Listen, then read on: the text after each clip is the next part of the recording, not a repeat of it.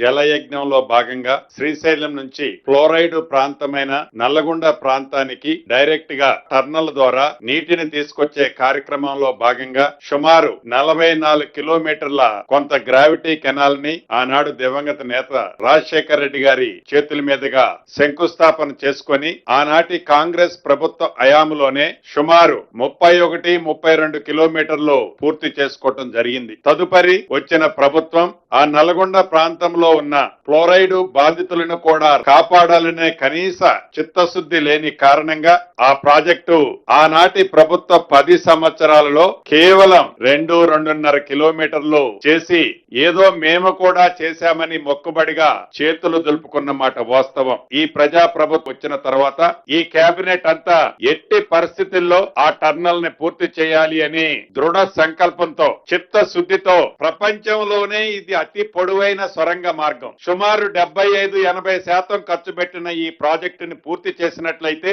30 టీఎంసీల నీరు ₹1 ఖర్చు లేకుండా ఫ్లోరైడ్ ప్రాంతమైన నల్లగొండ ప్రాంతాన్ని ఫ్లోరైడ్ రహిత ప్రాంతంగా చేయటంతో పాటు మిగిలిన విద్యుత్ బిల్లులు గాని ఇతరత్రా ఏ మెయింటెనెన్స్ రాకుండా ఉండే విధంగా టర్నల్ ని పూర్తి చేసే దిశలో ఈనాడు ఆ టీబీఎంలతో చేసే కార్యక్రమానికి పులి స్టాప్ పెట్టి లేటెస్ట్ టెక్నాలజీతో ₹1 కూడా రాష్ట్ర ప్రభుత్వానికి అదనంగా ఖర్చు కాకుండా ఉండే విధంగా అదే ఏజెన్సీతో రాబోయే 2026 చివరి గాని 2027 స్టార్టింగ్ లోపు ఈ ప్రాజెక్టుని పూర్తి చేయాలి అని ఈనాడు కేబినెట్ నిర్ణయించిందనేది ఉమ్మడి నల్లగొండ జిల్లా ప్రజలకి తెలియజేయటం జరుగుతుంది.